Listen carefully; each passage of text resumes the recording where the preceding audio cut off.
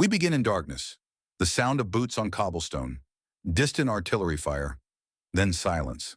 In the spring of 1940, the map of Europe was being redrawn with terrifying speed. What the Germans called blitzkrieg swept across the continent like a storm no army could weather. Poland fell in weeks. Luxembourg, the Netherlands, Belgium, each became another pin on Hitler's map. By June, even France, the great power that had held the line in the previous war, had surrendered. The Wehrmacht marched down the Champs-Élysées while Parisians watched from behind closed shutters. For the people living in these occupied territories, the world had turned upside down. The soldiers speaking German in the cafes, the swastika flags hanging from municipal buildings, the curfews and checkpoints, all of it became the new normal. And in this strange new world, people had to find ways to survive. Occupation is not a single moment. It is years of daily compromises, small humiliations, impossible choices. It is watching your city become someone else's. It is hunger. It is fear. It is the neighbor who disappeared last week and whose name you're now afraid to mention. In this atmosphere, some people found themselves drawn into collaboration. The word itself carries weight, implies betrayal, but the reality was far more complicated. Some collaborated because they believed in the Nazi cause, certainly. Others did it for profit, seeing opportunity in catastrophe. But many, perhaps most, collaborated simply to survive another day, to keep food on the table, to protect their families from something worse. Among the occupied populations, women faced particular pressures. With their husbands, fathers, and brothers gone to prisoner of war camps or forced labor, many women became the sole providers for their families. The occupying soldiers had food, money, access to black market goods. They controlled ration cards, work permits, the machinery of daily life. Some women entered into relationships with German soldiers. The nature of these relationships varied enormously. Some were born of genuine affection, unlikely love stories in impossible times. Others were transactional, exchanges of intimacy for survival. Some women were coerced or forced. Others saw opportunity and took it. To paint them all with the same brush is to miss the complex reality of life under occupation. The German authorities, for their part, had mixed feelings about these relationships.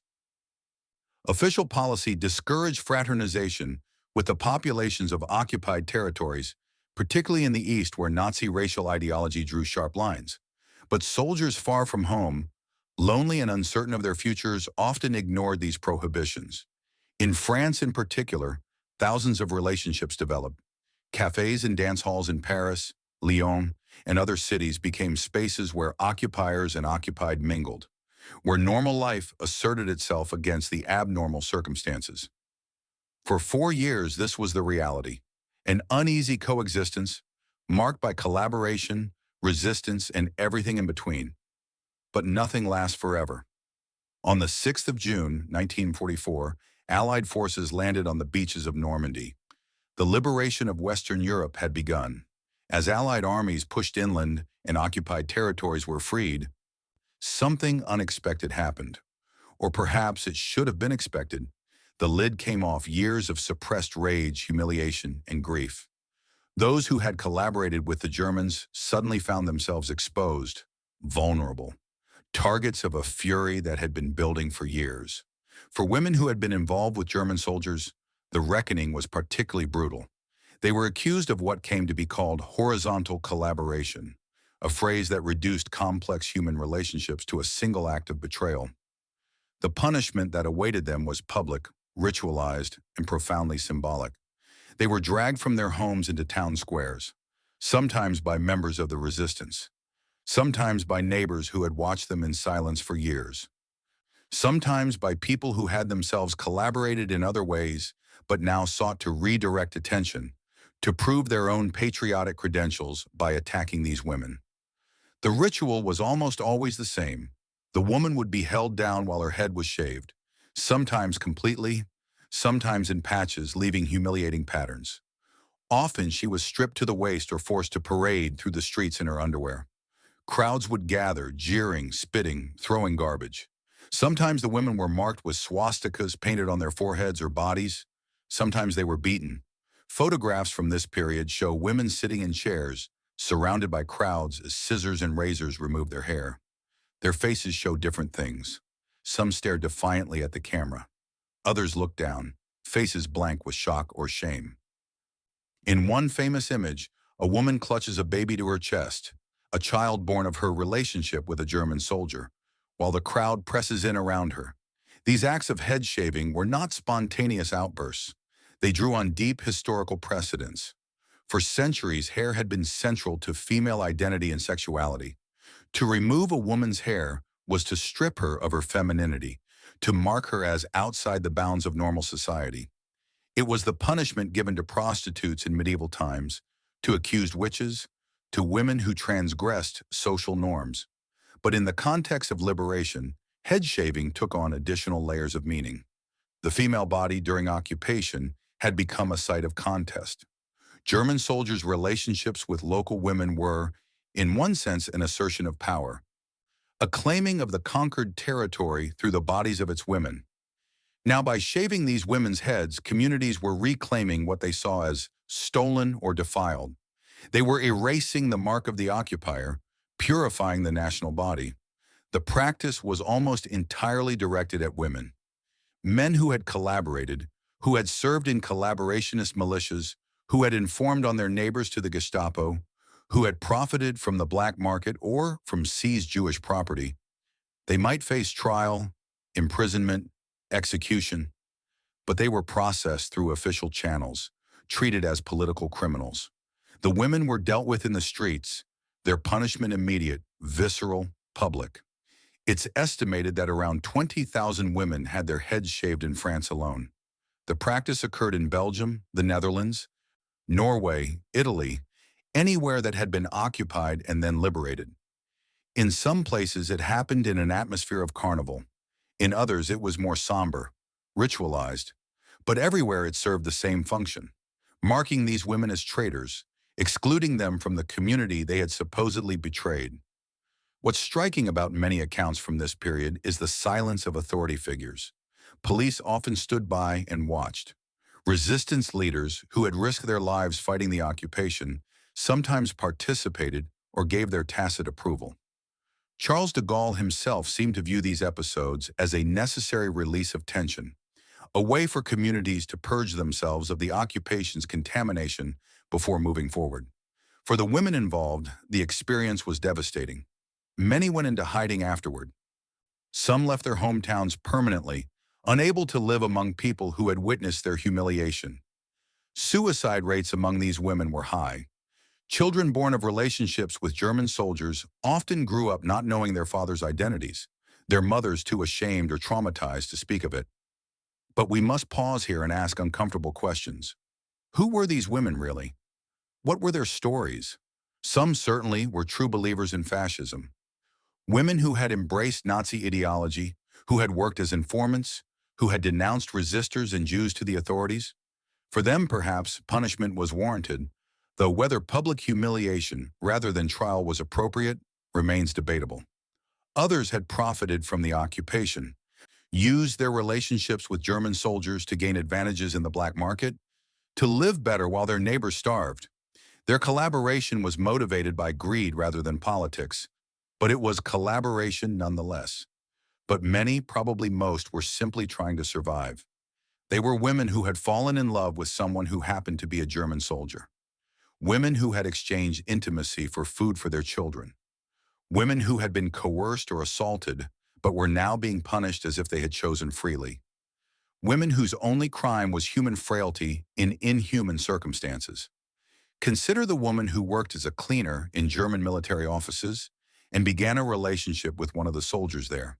She used her position to pass information to the resistance while maintaining her cover relationship with the German. When liberation came, her resistance activities were unknown or ignored. She was shaved like the others. Consider the woman whose husband had died in the fighting in 1940, leaving her with 3 young children and no income. A German officer billeted in her home, paid her to cook and clean. Eventually, they began a relationship. She used the money to feed her children. Was she a collaborator or a mother doing what she had to do? Consider the teenagers, 16 and 17 years old, who met German soldiers at dances and fell into what they thought was love. Their understanding of politics was minimal.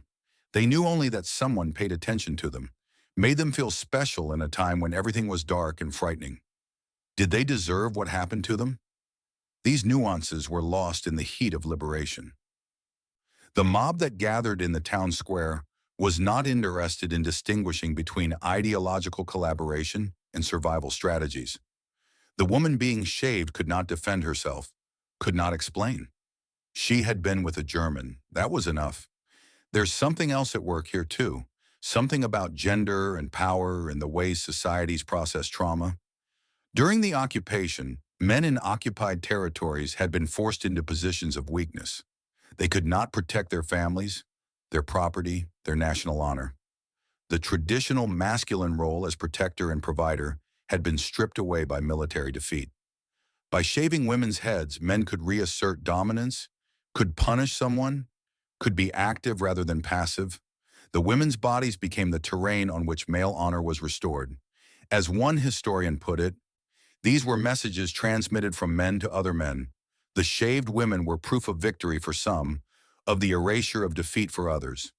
It's also worth noting who was not punished. Industrialists who had manufactured weapons for the Germans, bureaucrats who had administered the occupation, police who had rounded up Jews for deportation. Many of these people, particularly those in positions of real power, escaped punishment or received only token sentences. The fury of liberation was directed disproportionately downward, at the vulnerable rather than the powerful. In the years after the war, Europe tried to forget these episodes. The photographs were filed away. The women who had been shaved rarely spoke about it, and when they did, they found little sympathy. The official narratives of liberation focused on military victories, on resistance heroes, on the triumph of democracy over tyranny. There was no room in these stories for the ambiguities and cruelties of the liberation itself. But history doesn't stay buried. In the decades since the war, historians and journalists have begun to excavate these stories, to complicate our understanding of what liberation meant and for whom. The women who survived have grown old. Some have told their stories. Most have not. What these episodes reveal is something uncomfortable about human nature and about how societies deal with trauma and defeat. The desire for revenge is powerful. The need to identify traitors, to purify the community, to separate the guilty from the innocent. These impulses are old and deep, but they often target the convenient rather than the culpable, the visible rather than the powerful. The women with shaved heads became symbols, warnings to others, scapegoats bearing the sins of the entire occupation.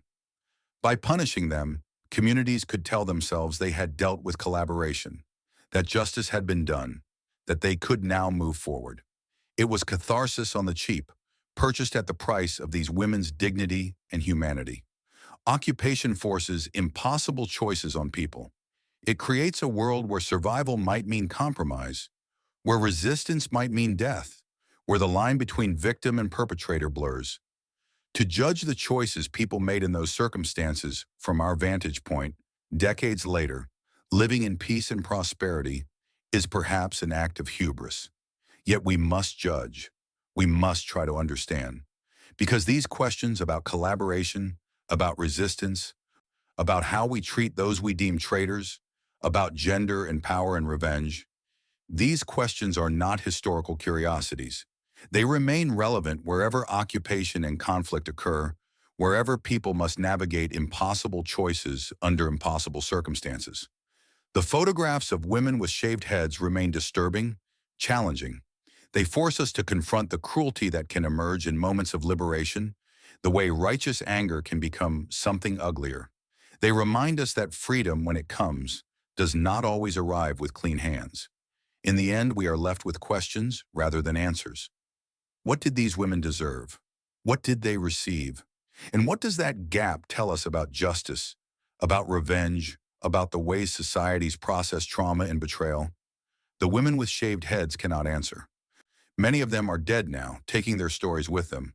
But their images remain silent witnesses to a moment when liberation revealed itself to be more complicated, more troubling than anyone wanted to admit.